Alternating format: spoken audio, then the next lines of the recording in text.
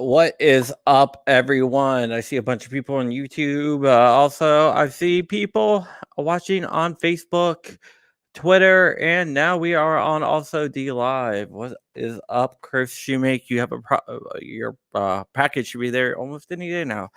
All right. So it is Thursday, our last show of the day, and we are brought to you by Tusk. If you don't know what Tusk is stands for the Universal Settlement Coin.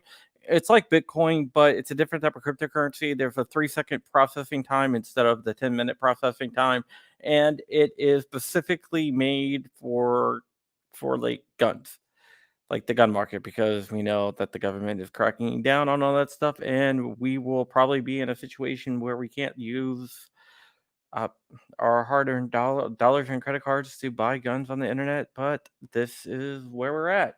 That is it. I also have a Patreon, patreon.com/John Crump. I have a join button below. Hit the join button. You can join my Crumpy militia, and you can help support us in our projects. Right now, we are giving 100% of all the money that we make on the podcast to my niece who is suffering from DIPG. She's not doing too well. So we are just trying to make it a little bit easier for the family. Also, if you go to blackswantactical.com and use code Crumpy, you can get 10% off. And also, with that, you can help out because all the proceeds from that also goes to my niece. And we are joined by my co-host, John Wick, today. And with that said, I forgot my other decorations that I usually have on my desk, but that's fine. I want to bring on a guy who knows a little bit about guns, I would say. He also knows a little bit about motivation and getting through some stuff. He went through some of the hardest training in the U.S. military. He known as Buds. His name is Don, and he is a former Navy SEAL, a New York Times best-selling author. He also, if you go to Frog MANN.com, you can go look at himself. Not look at himself. Look at him. Sorry, busy day. But let me introduce him. Joe Drag, I see you out there. Thank you. Joe Drag is one of the members of the Crumpy Militia. And oh wow, bam! There we go. Hold on, I gotta pay the dollar bill, y'all. We are up to $100. So keep those money coming for Bella. All right, Don Mann is in the house. What is up, Don?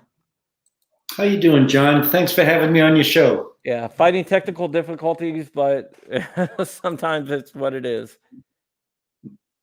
I write, and I've been dealing. I have another literary agent, I guess. So I've been talking to them. They just brought me on. But yeah, so you are an author too. So let's get into that since I just talked about that. You wrote a book, and it's a New York. Actually, before we get into that, tell everyone who you are. Sorry, I got a little ahead of myself there. Yeah, well, I never intended to be an author. It kind of happened accidentally, but I just finished my 20th book, and one of them went to New York Times best-selling book. But most of my books are on the military, shooting, survival, and Navy SEALs. Yeah, that is definitely something my audience likes. Navy SEAL stuff, shooting, especially shooting. We are a gun channel, and I am the director of GOA. So, walk me through this. You went into the Navy. Did you go into the Navy thinking that you're going to become a frogman, Navy SEAL, or is that something that you discovered after you went into the Navy? Ron, I feel I might be the most fortunate man alive because I was in all sorts of trouble and going nowhere fast. And as a teenager, and I had a sense of patriotism, my father instilled in me, but I knew I had to serve our country. It was only right to serve the country. And I went to the Navy recruiter before knowing anything about SEAL Team. And he showed me a video of these guys skydiving and diving and running, doing push-ups and pull-ups and soft sand runs and deploying all over the world. And that moment I saw that video, it changed my life. That's the only thing I wanted in life. And if I hadn't bumped into that one Navy recruiter who showed me that video, I don't think I would have gone anywhere in life. SEAL team was what I needed and what I wanted to do. It's the only thing I wanted to do. What SEAL team were you on? I was at SEAL teams 1, 2, and 6. Wow, that's really cool. Was there ever a point in your training where you thought you weren't going to make it? No.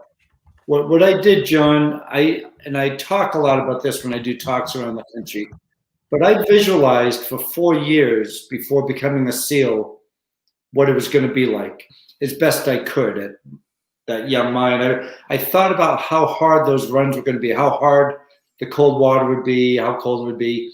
And I visualized everything to the point where every night I'd get back to the barracks after a day of training in buds, and I would say to myself, that was really hard, but not as hard as I thought it would be. And so I prepared myself, and physically, I worked out 6 to 8 hours a day, 7 days a week. But mentally is more important. And I visualized that every day was going to be extremely difficult. And every day was hard, but not as hard as I thought it would be. So there was never a day I wanted to quit. Every day I was just relieved that it wasn't as hard as I thought it would be. Yeah, I have a friend that was basically Delta Force. He called it the unit and stuff. And I asked him, well, how did you get through that training? Because he was a Ranger, then he went to Green Berets, then he went to Delta, or they call it the unit. They don't like using the word Delta for some reason. No, tight-lipped on that stuff. Yeah. So I asked him, I was like, how'd you get through it? He's like, well, I didn't try to get through any of it. I never looked saying I got so many months left. He said, let me get through the next 10 minutes. Then when he got through that 10 minutes, he was like, let me get through the next 10 minutes. So he made a lot of little goals, and that's how he got through it. So when you say it was mental, I can definitely see what you mean when it's mental. And you also are a motivational speaker, and you talk a lot about that stuff. Do you find that your experiences in the Navy SEALs can translate into other things in life? Absolutely, they can. And I started developing what we call in the teams in Delta, whatever, Rangers, Marines, a combat mindset. Before I knew it was a combat mindset, I started developing my mind to be strong. What made it for me was I would pick a macro goal, some goal that was big and something almost unachievable. And then I'd have a series of micro goals working up to that. So the macro goal now is buds. I want to become a buds graduate. I want to go to SEAL team. The micro goals were to be able to swim so long and so fast, to be able to run so long and so fast, to be able to do this many push-ups, to be able to shoot these qual scores. I had all these micro goals, and I was checking them off for 4 years before I went to buds. Then the macro goal was to be a SEAL. I was also a competitive athlete, and I competed in over 1,000 competitions. In every competition, it wasn't only to do well and hopefully win, it was to become a stronger, fitter person so I'd have a better chance in buds. And I did that all my life. Joe Drag was talking about when you were in the SEALs, I don't know about bud class, but they used to have bud classes in Virginia, and now it's only in Coronado. Were you at Coronado or were you at Little Creek? Coronado, class 120. 120? Yeah. When you were running, did you ever think, I'm not going to go back to the ship or not going to go back to what I was doing before?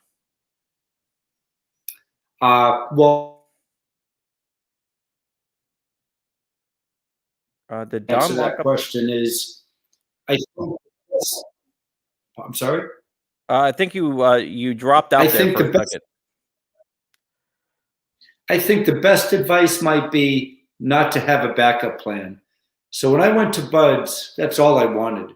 I didn't want to end up on a ship or anywhere else. I did not have a backup plan. If you don't have a backup plan, when you're being punished and tortured or whatever you want to call it, and these buds instructors are hammering you and you don't think you can do anymore, if you have a backup plan, that might seem more appealing at some point in training. So I think it's best not to have a backup plan, just to go after what you want and don't let anything stop you. Yeah, sorry about that. When I was running in here, somehow my camera got knocked. So I'm just trying to fix it on the fly, but it is what it is. So I'm just gonna leave it the way it is.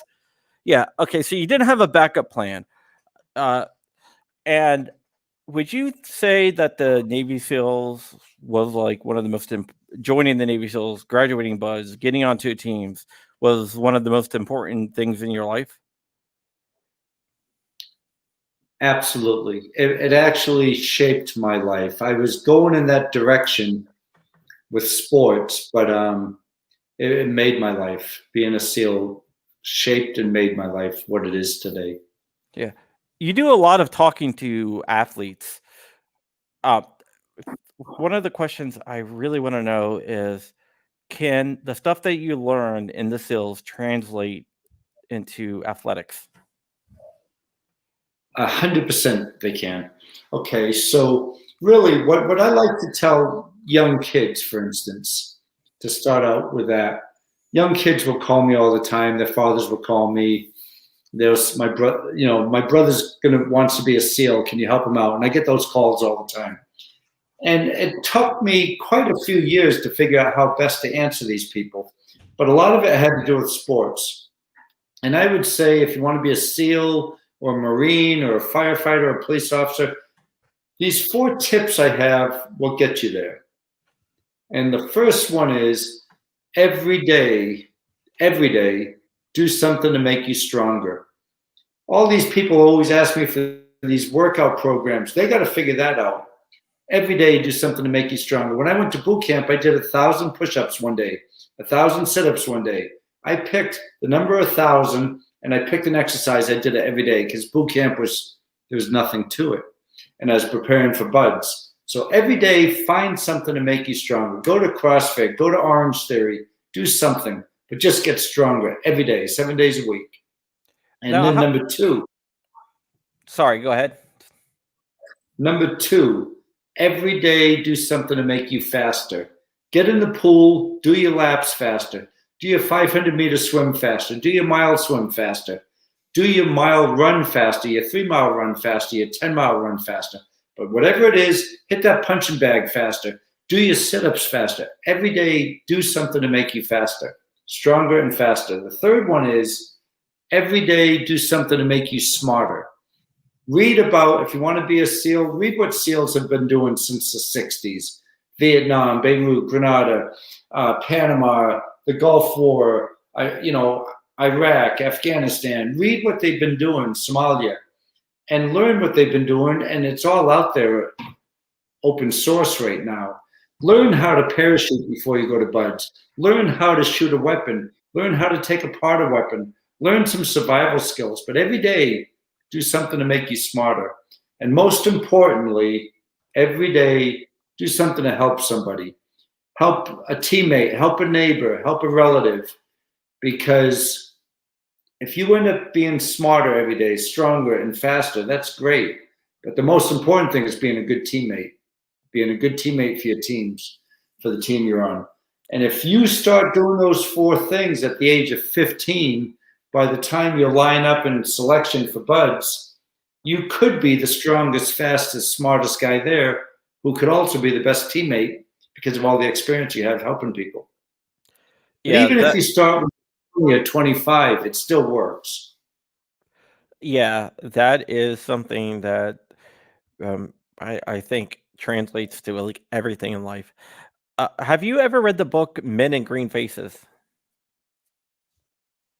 I don't think so. I don't think so. I know the book's been around forever. I may have read it years ago. I don't know. Yeah. Let me just tell my mom I am not sick. I was just coughing. I just had something stuck in my throat. My mom popped in. I don't think she've ever actually watched my show. So yeah, so you did that. But Men in Green Faces is a great book. I think it was like the first book written about Navy SEALs, about Navy SEALs in Vietnam, and it is a amazing book. It I I can't. have it. That's right. Yeah. Okay. What are your books about? Okay, well, the first book I ever wrote is on adventure racing, on surviving out in the land, doing an adventure race where you're traveling 500 miles, self-supported, everything on your back.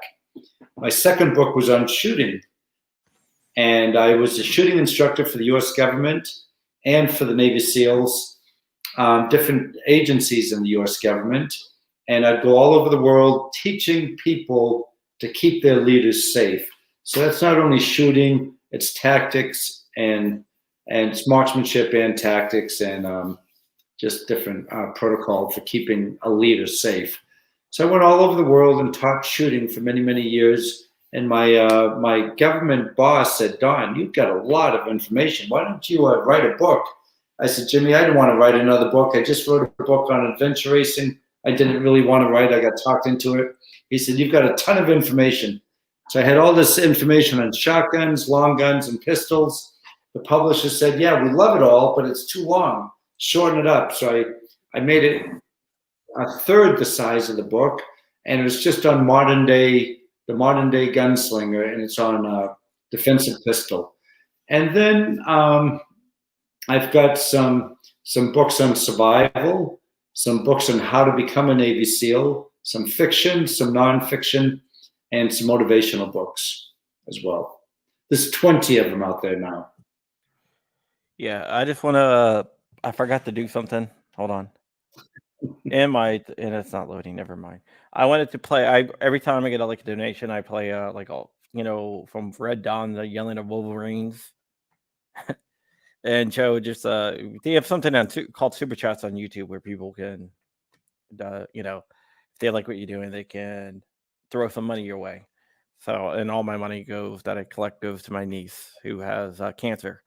And Joe Drag was very generous and he made a pretty big donation. So I just want to highlight Joe Drag out there, who is also retired Navy. So how long were you in the Navy for? 21 years. 21 years?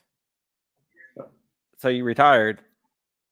Yep, and then government 20 years after that. Oh wow! So yeah, you've been around the block a little bit. Yeah, I've enjoyed every step of it too, and I'm still doing it. How'd you get into motivational speaking? Again, that happened, same as being an author, it happened by accident. I was running a civilian course training people to be SEALs. And three Daimler Chrysler executives came through my training program. I didn't know who they were. Then they asked me afterwards, they said, "Can you come talk to our vice presidents at Daimler Chrysler? They need to hear what you have to say." I said, "No, I don't know anything about business. I don't want to talk to business people. I'll talk to people who do extreme things, SEALs, Rangers, Delta Force, mountain climbers, adventure racers. I don't know anything about business people." And they said, "No, really, what you just said, come talk to us." So I did.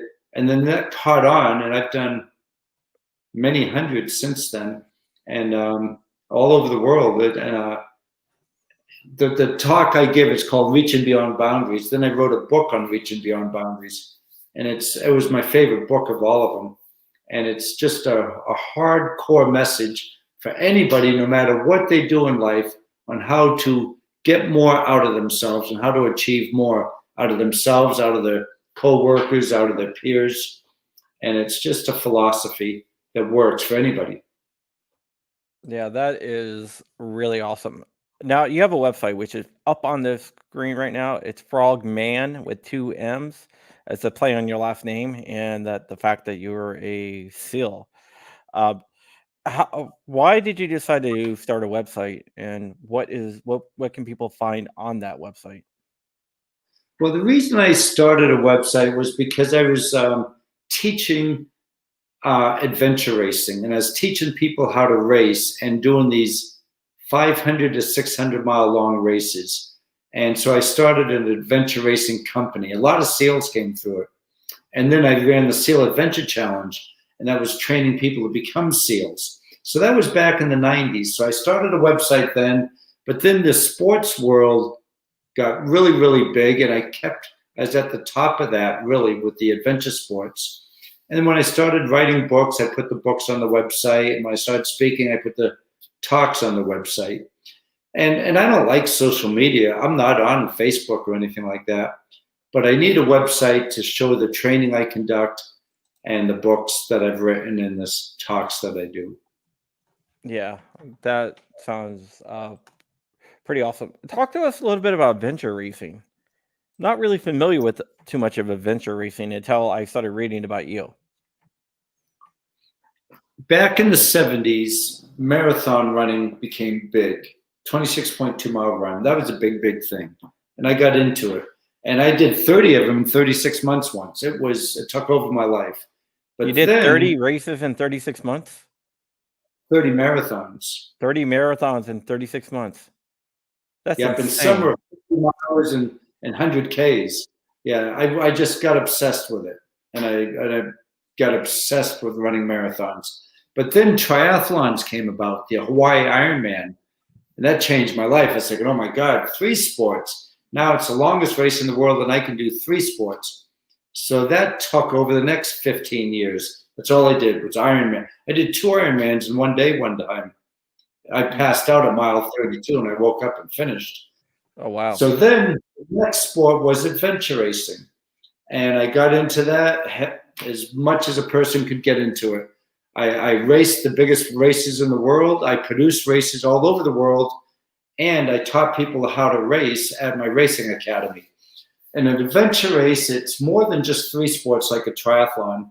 You're biking, running, swimming, paddling, climbing mountains. Everything's on your back. You're navigating. Your medical gear's on your back. And you're going 500 to 600 miles over mountains or desert or jungle. And so whenever we had a break in the SEAL teams, a lull in the action, what we called it, I'd go do a 500 to 600 mile race and race and compete with the best people in the world. It was the hardest thing I ever did in my life was these big, long races. Don, I gotta say, you have a weird way of relaxing. Yeah, that is my form of relaxing. I went up to Mount Everest to climb Everest a couple of years ago, and I got pretty hurt up. I got hurt badly up there. But I've climbed about 30 mountains getting ready for Everest. And adventure racing still as big and as great as it was for me. It was a canned adventure. So I wanted to go off to the big mountains and climb the big mountains because there was no starting line. There were no checkpoints. There wasn't an ambulance anywhere nearby. You were on your own. And I like that a lot. So these sports and these pushing your body hard has been my whole life. Yeah, that is awesome. Put up the wrong one. That is awesome. This is a question that really want to know. I don't know if you can answer this or not because a lot of people can't. But do you think your drive, because obviously you have a lot of drive to do adventure racing, mountain climbing, Navy SEAL, all writing 20 books. Do you think that was born into you, or do you think you learned that? Was it nature or was it nurture? You know, Joe, I get that question quite a bit, and I really have given it a lot of thought, and I think it's both. I think we all have that in us. And if you reach way down inside, you can pull out a lot and you can do a lot in this life. I think a lot of people set the goals, and I learned this when I got out of the SEAL teams. When I retired from the SEALs, I realized that a lot of people set their goals low, they achieve those goals, and they go home and they're happy with themselves. I think the worst tragedy for most people is that they set their goals so low and they're okay with it. I think you should set your goals really, really high. Even if you don't make them all, you're going to be much higher than if you didn't set it up that high. And so I believe we all have it in us to achieve great things. But a lot of people are in the habit of just not reaching very high and just barely tapping into their inner strength. We have so much inner strength. Your mind can get so powerful where you can think you can do anything, which can cause you to damage yourself a little bit here and there. But your mind can get so powerful that you think you can do anything. And just having that mindset you get so much more done in life than if you didn't have that mindset. Wow, that is really, really cool. Um, it amazes me on some of the stuff that you have done. We have a question from Chris Shoemake. He wants to know: have you ever decided? Sorry, have you ever thought about doing the Appalachian Trail and seeing how fast you can do it? Yeah, I do that basically a lot of weekends. I run sections of the Appalachian Trail, and yeah, so I spend a lot of time on the Appalachian Trail. It goes from Georgia to Maine, but I don't really have the desire to hike the whole thing. I have friends who run it. I've got two friends who had the world record running it, running 40 plus miles a day, but Did for a John couple lock of up? months. Sorry, you locked up there for a second. Yeah, I just don't have the desire to want to be on a trail hiking or even running for months on end. I don't find it. I have fun doing it. I do it on weekends, but just sections of it. But I prefer mountain bike riding or road biking more so than hiking and mountain climbing, especially. Okay. Paul Collins says, "Thank you for your service." One of the things that I want to know, like pretty bad, is when you were in the Navy and you were a SEAL and you the reached becoming a SEAL, which is like the pinnacle of like the Navy, basically. What was your next goal after you accomplished becoming a SEAL? Because that's like an amazing thing to accomplish, but you have to have goals after that. But I don't know how Absolutely. you can have a bigger goal than that. Well, I was a corpsman. I was a medic, and I wanted to be the best medic I could be. I always wanted to be there when somebody was hurt, and I really loved being a medic, and I like taking care of people when they get really badly hurt. But my goal was to go to SEAL Team 6 when I was a SEAL. And that's where I retired from. You were in SEAL Team 6? I retired from SEAL Team 6. No, that is pretty awesome. That's pretty elite. I have a neighbor that ran a PMC, which private military contracting firm, and he would always have like a few people over, and the dev group guys were a little bit different of the SEAL Team 6. Uh, they changed the name quite often, but they always seemed a little bit different from the rest of the SEALs.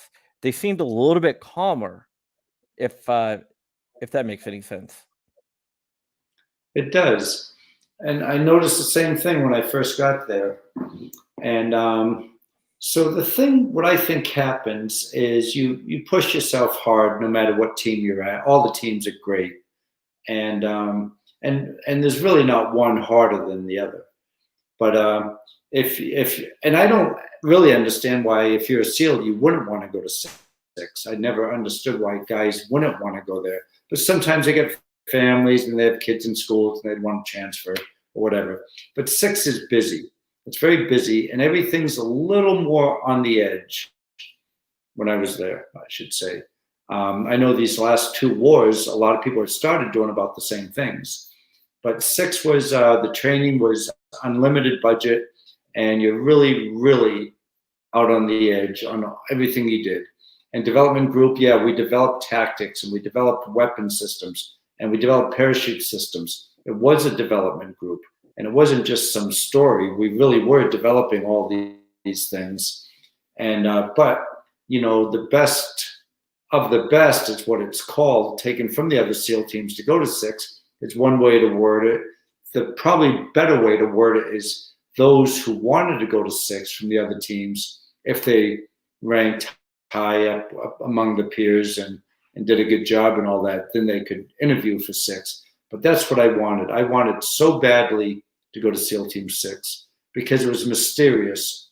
I saw these guys, they had long hair and they had beards. They didn't look like SEALs, but I knew they were from 6. I knew they had a worldwide capability.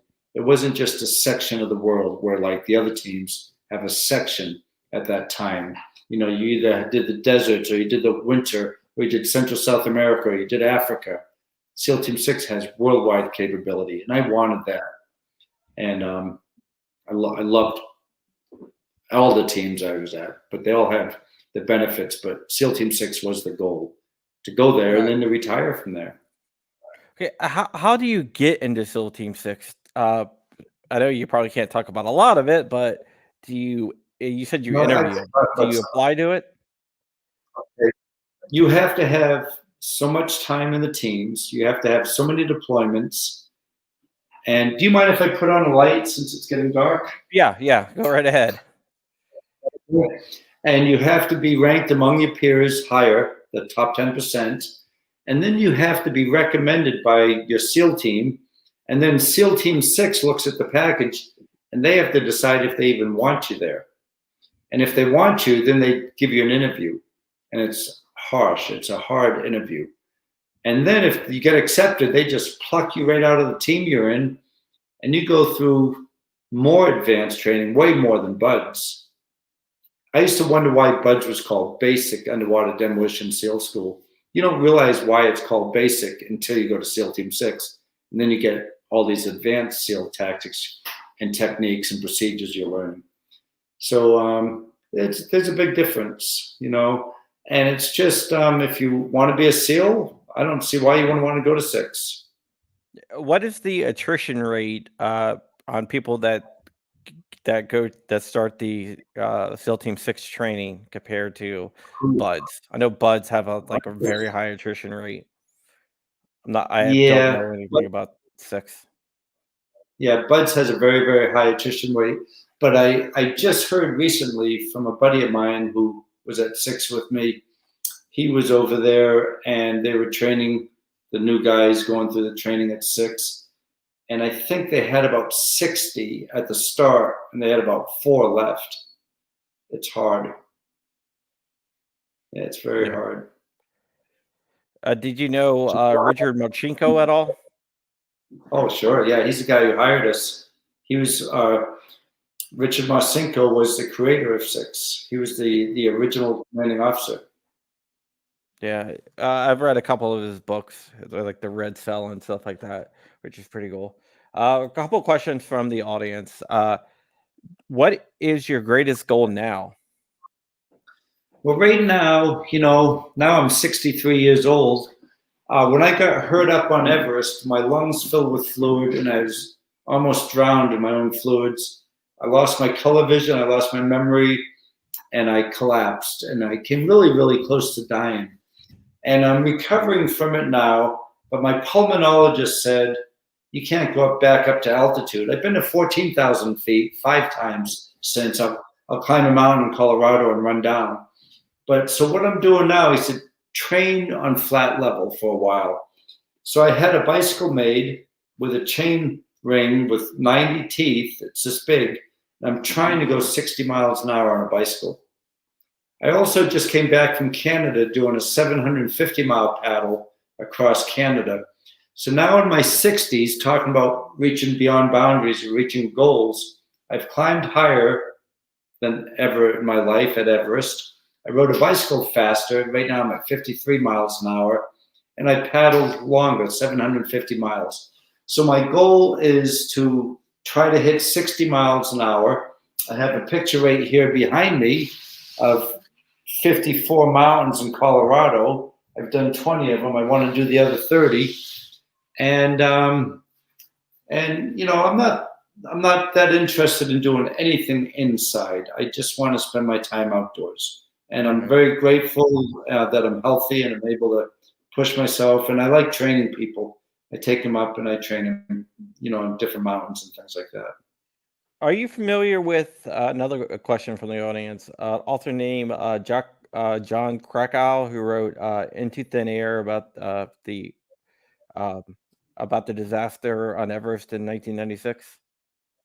Okay, John Krakow, the hero of that book. I'm showing you a picture now. He's standing there with me, and that's the top Sherpa in the world. He's a hero of John Krakow's book. in the thin air, and that's why I climbed Everest with. Yeah, I'm very familiar with that book. Every climber, that's the one book every climber has read. And that book was detailed the accident that happened there in '96. So I take it you like the book. Oh, I love the book. Yeah. That was one of the questions.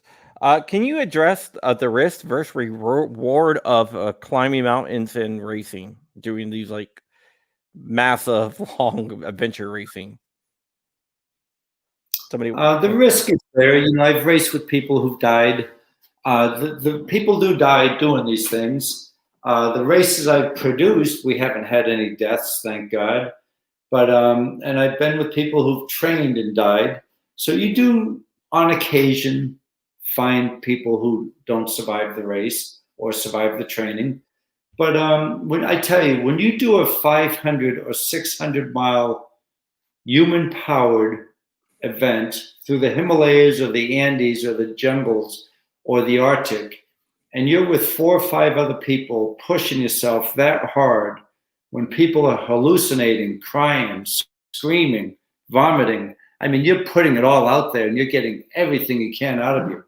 There's a feeling you get when you finish a race like that, like, my God, I gave everything I had to finish this. And I've rarely had that feeling in my life before adventure racing. And Ironman, that's 12 hours or whatever, 11 hours. And that's nice, but that's only a half a day. An adventure race can go 10 or 11 days. So now they don't have the big ones anymore. They don't really have the big ones anymore, but they have a lot of smaller ones. And obstacle course racing got really big. I was the CEO of Battle Frog, and we put on obstacle course races around the country. But to tell you the truth, even though I liked obstacle course racing, there were same as Spartan or Tough Mudder, man-made obstacles in a park. What I didn't like is people thought that was the biggest thing going on in the world for adventures. It was canned adventure in a park with wooden man-made obstacles. There's so much more to life than just running around a park jumping over obstacles. You can hit the mountains and go out in the wilderness and spend 10 to 15 days with a team and try to do 500 to 600 miles. And you learn so much about life. You learn so much about yourself. You get in such great shape because you have to be a top cyclist, runner, and paddler, and climber, and medic. And you get really, really skilled at a bunch of things. And you're in the great outdoors experiencing life with other friends who are willing to push themselves really hard. I loved every bit of adventure racing. Yeah, I have a friend that's a wilderness survival instructor, and what he does for fun, like a couple winters ago, he's like, "I'm gonna go out into the Shenandoah National Park during the wintertime for a week," and he like went out there with like nothing. He's like, I get to communicate with nature and everything else. I was like, wow, it's not for me. Yeah, good for him. Good, good. Yeah, gun websites want to know on long distance extreme races, which is more important, strong gear or lightweight gear? It's funny, that question, that's the difference between civilian adventure racing and the military. In the military, you usually have strong, rugged, durable gear that's a little bit heavier, but it lasts a long time. In adventure racing, you go with the light stuff, even if it just makes it to that 10 to 15 days you're racing, because 3 ounces times, 10 days of human powered movement adds up. 3 pounds adds up a lot more. You're carrying this up and down mountains. So you go as light as you can with adventure racing. In the military, it's more to do with durability and reliability and waterproof.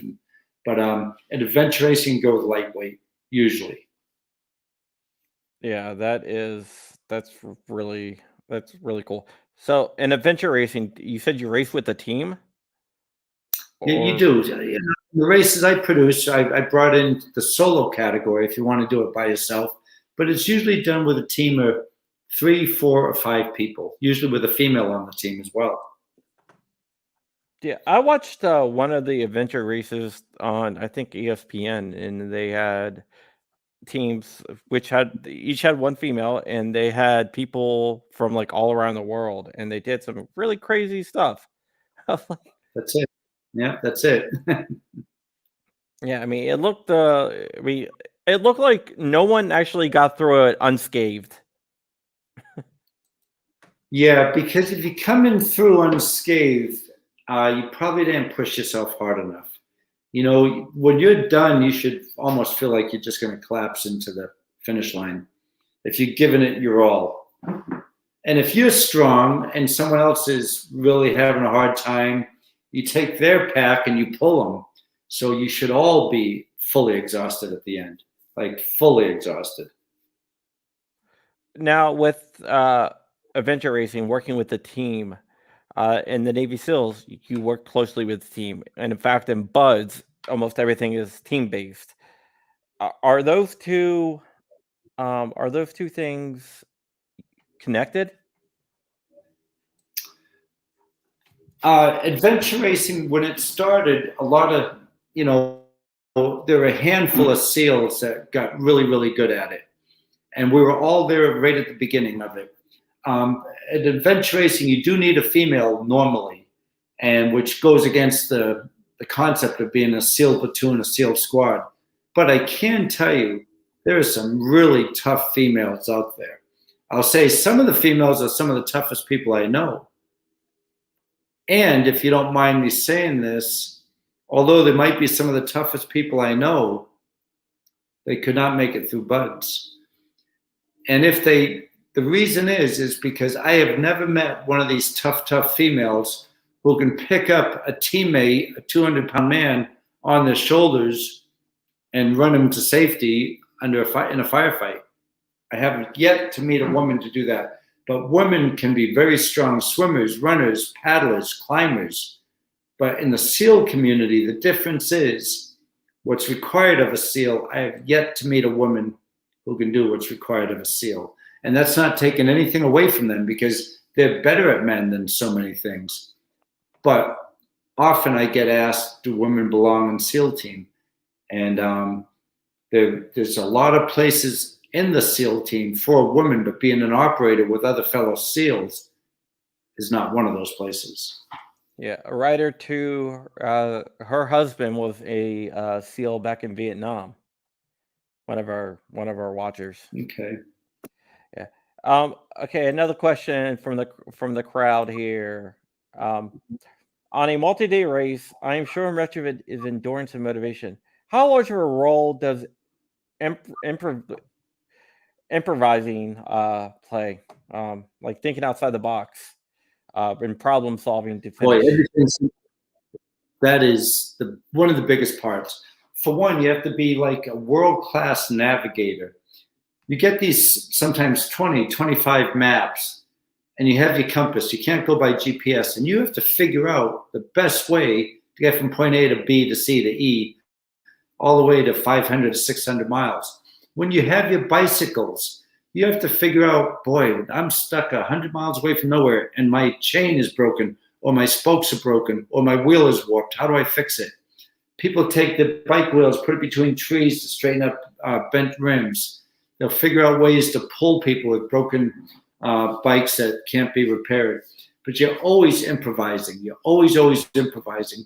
You might go through this little village in Africa, and you see some little village with some chickens. You'll have some cash, and you'll ask to pay for a chicken so you can eat it. I mean, it's constant improvisation, and you're always looking at a way to get more energy, more fuel, to get to point A to point B faster without killing your teammates by pushing them too hard. Yeah, Gorillas and Guns says adapt and overcome. Some people were saying that these races seem like fun. Um, and also Chris Shoemake brings up that women are better shooters than males, which is I find true a lot. Let me ask you this: if somebody wanted to start in adventure racing, how would they get started in it? Well, they have smaller ones all over the country. If you just put in adventure racing on google.com, you'll find, half day, 1 day, maybe even 2 day races around the country still. The big 10 and 11 day races, once the races we put on called Primal Quest went away, they're just so expensive to produce It's hard to find a long race now, but they still have them. You just have to Google it. They pop up all over. And they're big in Central South America still. And in Europe, they're still doing adventure racing. In the US, it's died down a bit, mainly because everybody got excited about obstacle course racing, which was still a lot of fun, but it's not adventure racing. It's more of a Yes. canned adventure.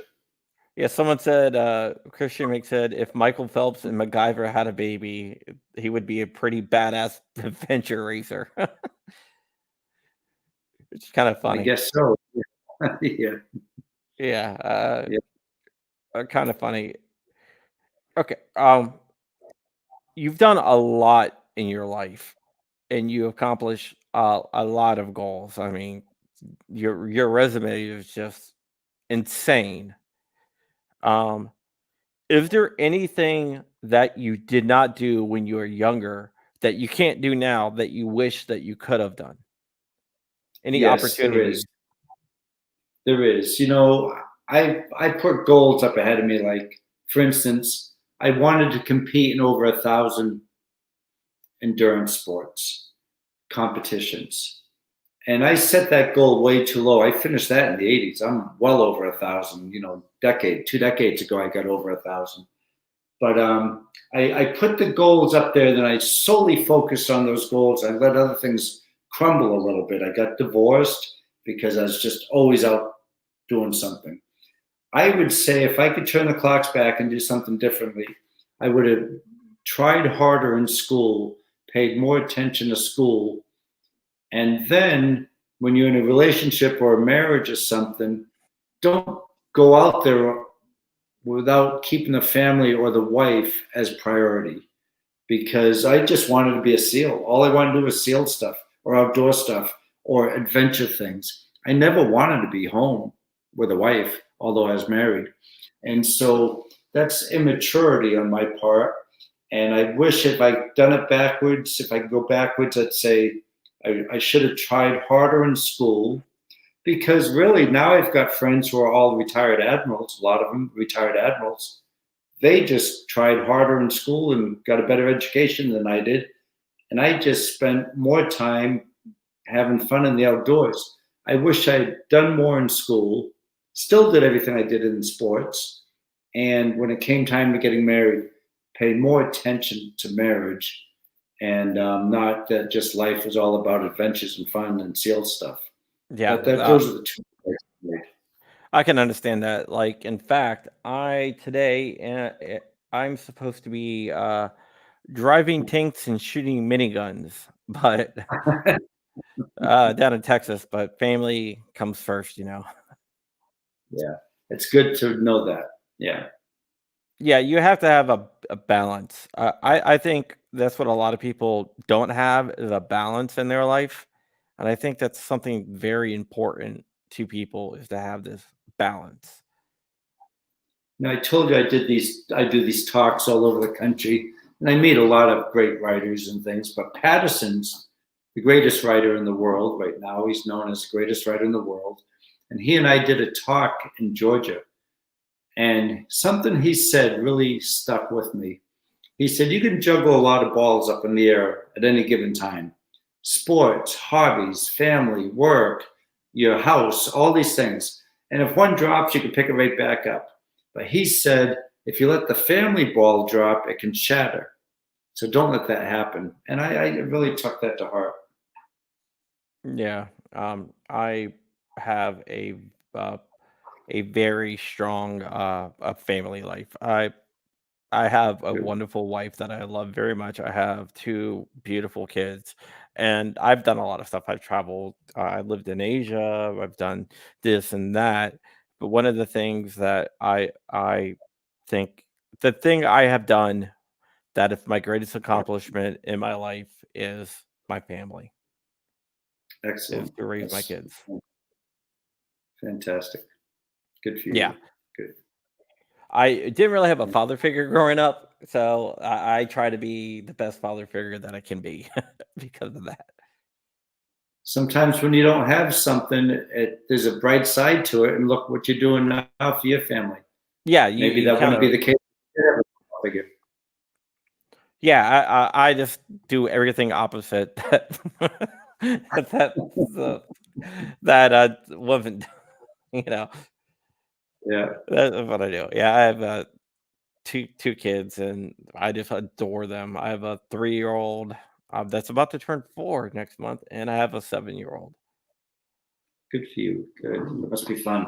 Oh yeah, it sometimes I think adventure racing will be a little bit less exhausting than dealing with those two hellions. I've heard that sometimes people would get away from the family doing adventure race and they thought it was a break. Yeah.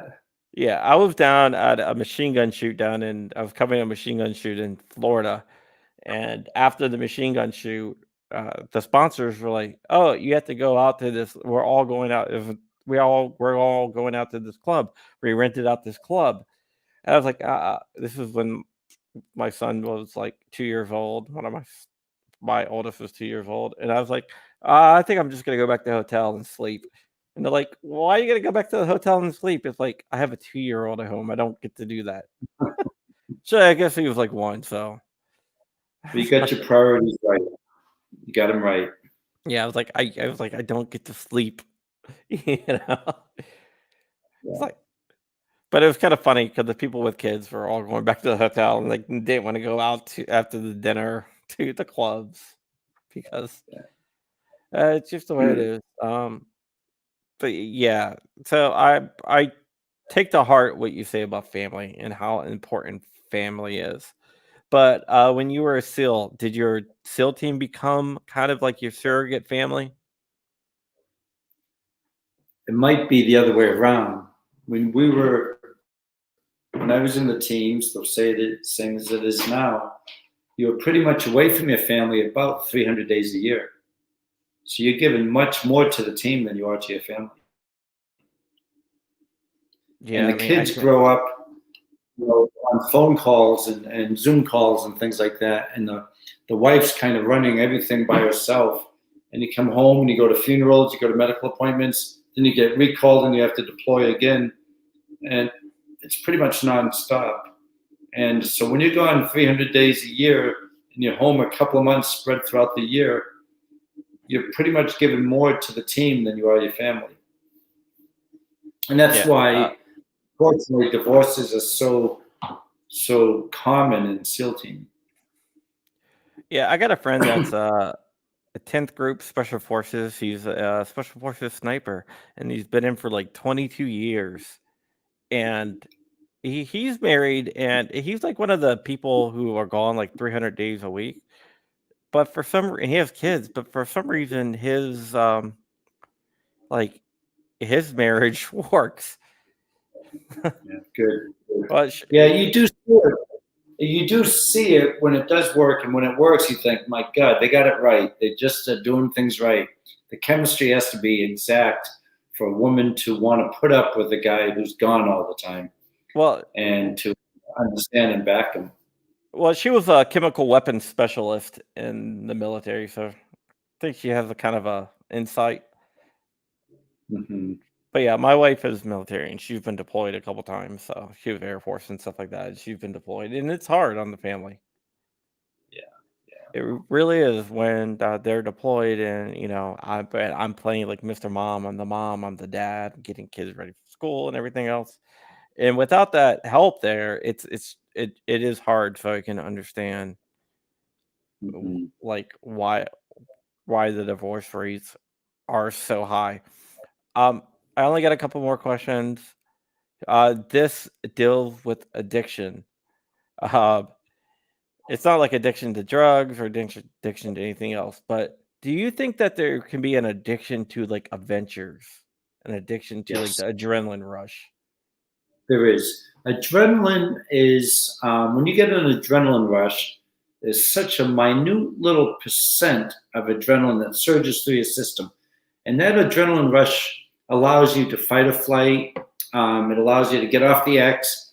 It allows you, if you see a truck coming down the road in front of you, it allows you to quickly turn. And what it does is it increases your heart rate, increases your respiration, it decreases your digestive, reproduction, and other systems that you don't need at that time. but it's the fight or flight hormone. It's adrenaline and endorphins surging through your body. It's Yeah. very addictive. It's You talk very, very addictive. you talk about getting off the X, and I'm familiar with that term because I had to go through fact training, which is foreign affairs counter threat training when I was Yeah. working for the government. Um, yeah, we learned a lot about getting off the X and defensive driving and all this other stuff, um, like counter surveillance and stuff like that. But tell everyone out there what getting off the X means, because when I talk The about it, sometimes people are like, "What are you talking about getting off the X?" And I've been through all this, like, counter threat training and stuff, so I'm really familiar with it. But I don't. I sometimes I forget that other people might not be familiar with the term. So the X, if you're in a vehicle and that vehicle is attacked, that attack point is the X. That is the X. That's where you have to get off that X, hopefully by vehicle. If you're in a building, if you're patrolling or you're going into a building, that building's attacked, the attack site is the X.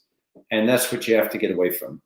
And it's just just a term saying let's get off the X. It's used more often in vehicles, roadside bombs, IEDs, VBIEDs, and things like that. When you're hitting a vehicle, you have to get off the X. But the X is the assault site. Yeah, it's one of the things that when I was going through fact training, they were talking about is that it's human nature to want to just hunker down, but that's probably one of the worst things you can do. Yeah, in a vehicle, it's deadly. I mean, if you're just going to be sitting there until they all come at you and just you're gone. If you sit there long enough, they get enough reinforcements coming after you, you're going to be done.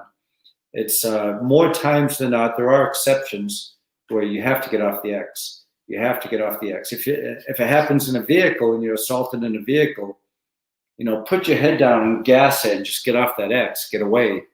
But don't let people come and surround you. I've been stuck on the X a number of times. It's a bad, bad feeling. Yeah, Yeah, you have to get away. You have to get away. yeah. After Benghazi, they made everyone in the State Department that had a chance of going overseas, they had to go through fact training. Yeah, yeah. Um, I just watched that again the other night. yeah, Yeah, Tig is actually a really good guy. I gotta have him on the show.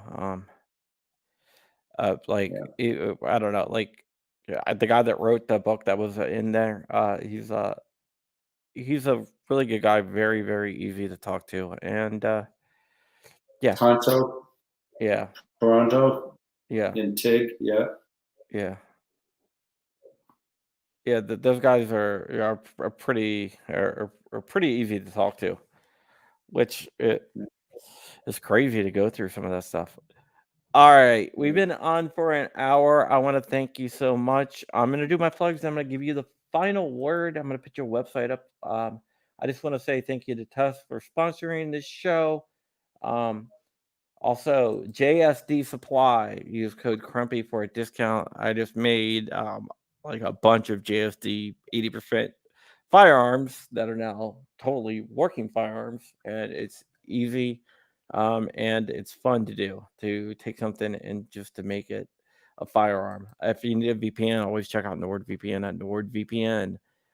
You can go to crumpy.com/VPN. And remember that the audio version of the podcast goes out tomorrow. And visit Black Swan Tactical. Use code Crumpy for 10% off. And Gun Owners of America, gunowners.org/black-swan-media. And you can get 25% off. And remember, you can join my Patreon army at patreon.com/John Crump. With that said, I am going to turn it over to Don Mann. Oh, what was your rank, by the way? I, I retired as a CWO3. All right. Chief Warrant Officer, right? I'm gonna Yep. turn over to the to Chief Warrant Officer man for the final word. And there you go. I'll put your website up and you can tell everyone how to find you and whatever else. Oops, sorry. Hit the wrong button. And whatever else you want to say to people. You have the final word. Well, yes, I'd like to thank you for having me on your show. I appreciate and respect what you do, and you have certain guests on to give different, you know, pieces of advice and recommendations, and just their stories. I think could be helpful for a lot of people. Right now, the country has made a big, big turn, and I think it's very important now that we all keep our skills up, just to be skilled, to take care of yourself, to take care of your family. And that's the bottom line. You have to take care of yourself and your family, and don't expect anybody else or to be able to make a phone call thinking anybody's going to be there for you. We have to take care of ourselves and protect ourselves, and and be part of an organization or part of a neighborhood watch or part of a community where we're like-minded and we can have each other's backs. I think that's what we need in these times more than ever. All right. Thank you so much. We will be back next week. Stay right there, Don. I'll be right back with you. I am going to play the outro, and I will see you guys. Actually, I got a video dropping tomorrow, but after that, I'll see you guys on Monday.